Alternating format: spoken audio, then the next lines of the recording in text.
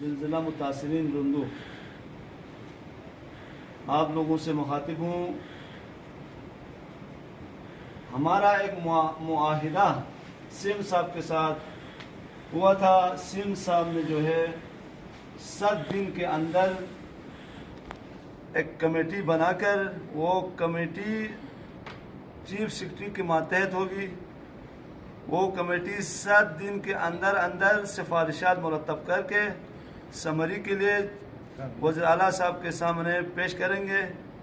یہ معاہدہ ہو چکا ہے، تو اس حکم پر، وزیر اعلیٰ صاحب کی اس حکم پر وہ کمیٹی بن چکی ہے۔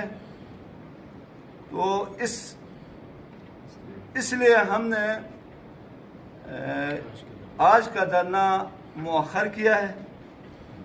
انہوں نے 7 دن کا ٹائم دیا ہے، تو ہم ان کو 7 کے بجائے 10 دسمبر تک ان کو ٹائم دیتے ہیں۔